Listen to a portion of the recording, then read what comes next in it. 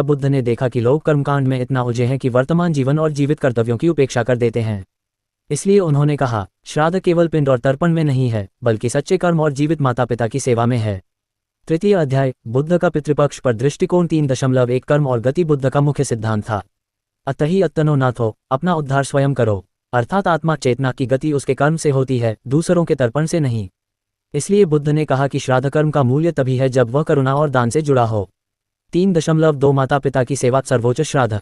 पाली त्रिपिटक के सुत्त निपात और अंगुत्तर निकाय में बुद्ध ने कहा, माता पिता की सेवा करना ब्रह्म की सेवा करने के समान है।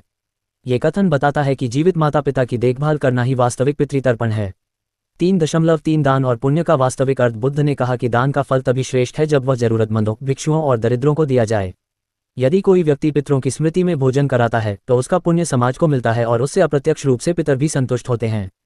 चतुर्थ अध्याय, जातक कथाओं में पितृसेवा का महत्व।